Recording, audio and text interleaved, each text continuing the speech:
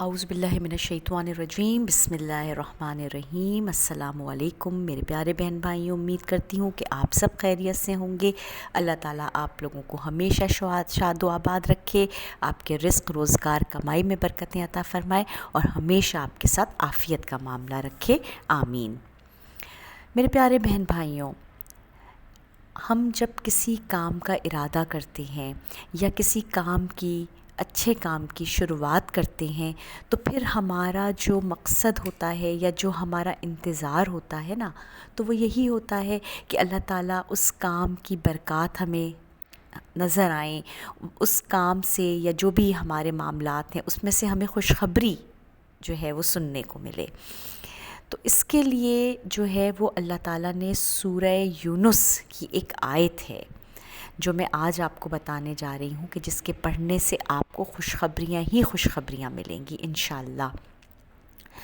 کوئی بھی کام کا ارادہ کریں یا شروعات کریں یا کوئی جب جا رہے ہوں اپنے کسی بھی مقصد کے لیے، خاص طور پر خدا نہ خواستہ کسی کا کوئی مقدمہ ہے، اس میں وہ چاہ رہا ہے کہ اللہ تعالیٰ مجھے خوشی کی خبر سنا دے، میں اس مسئلے سے نکل جاؤں، یا کوئی بڑا مسئلہ آ گیا ہے، اس میں رکاوٹیں آ رہی ہیں تو اللہ تعالیٰ اس میں سے کوئی اچھی خبر مجھے سننے کو مل جائے، نیا کاروبار شروع کیا ہے، نئی نوکری ہے، اچھی خبریں سننے کو ملیں، تو اس کے لیے اللہ تعالیٰ نے ہمارے لیے بندوبست کر رکھا ہے۔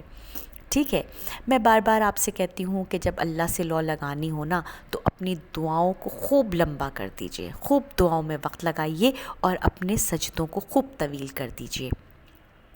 اب یہ سورہ یونس کی آیت نمبر 64 ہے۔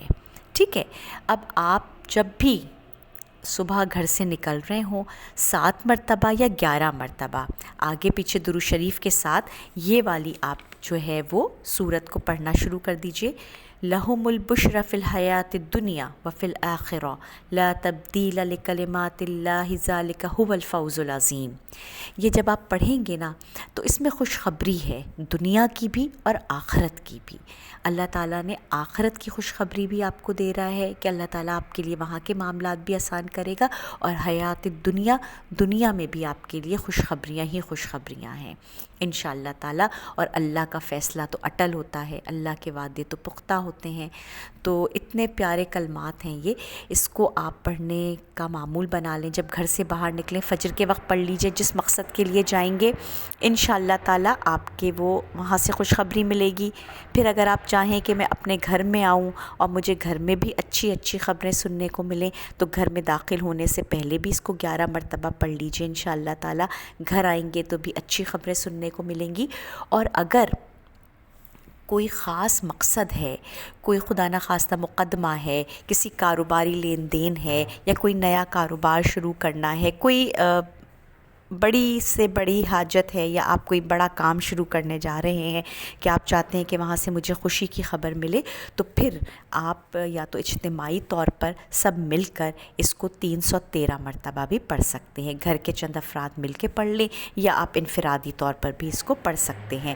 تو انشاءاللہ تعالیٰ اللہ تعالیٰ آپ کو خوشی کی خبریں سنائے گا۔ اللہ تعالیٰ ہم سب کے کہے سنے کو قبول فرمائے، آمین۔ اچھا، ایک میری بہن کا میرے پاس سوال آیا تھا تو میں نے کہا چلیں اس کو میں ویڈیو میں ہی اپنی شامل کر لیتی ہوں تاکہ دوسروں کو بھی فائدہ ہو جائے۔ ان بہن کا تھا کہ ہم اپنے بچوں کو کس طرح نمازی بنا سکتے ہیں، نماز کی عادت کس طرح ڈال سکتے ہیں۔ تو اس کے لیے پہلے تو یہ ہے کہ بچوں کو بار بار اس کی تاکید کی جائے، غصے سے نہیں کریے، بار بار ان کو کہتے رہیے، ایک وقت آتا ہے کہ ان پر اثر ہونا شروع ہو جاتا ہے۔ دوسرے یہ کہ دعاؤں کا اہتمام کیجیے اپنے بچوں کے لیے کہ اللہ تعالیٰ ان کو صراط مستقیم پر چلائے۔ اور ایک عمل یہ کیجیے کہ جو بھی کھانا گھر میں پک رہا ہو اس میں سورہ کافرون پڑھ کر 11 مرتبہ پڑھ لیں یا 21 مرتبہ پڑھ لیں اور کھانے میں پڑھ کے پھونک دیا کریں، تو انشاءاللہ تعالیٰ بچوں میں دینداری آ جائے گی۔ اور اس کے علاوہ اہدنا الصراط المستقیم پڑھ کے بچوں پہ دم کیا کیجیے۔ اللہ تعالیٰ ہم سب کے بچوں کو ہماری آنکھوں کی ٹھنڈک بنا دے، نماز کا پابند بنا دے۔ آخر میں شرط وہی ہے کہ نماز کی پابندی کیجیے، استغفار کی کثرت کیجیے، مجھے اپنی دعاؤں میں یاد رکھیے، اور فلسطینی مسلمان بھائیوں بہنوں کو اپنی دعاؤں کا حصہ بنا کے رکھیے۔ اسرائیلی پروڈکٹس کا بائیکاٹ بھرپور طریقے سے جاری رکھیے گا، اور اگر یہ ویڈیو پسند آئے تو اس کو لائک، شیئر اور سبسکرائب کرنا نہ بھولیے گا۔ السلام علیکم۔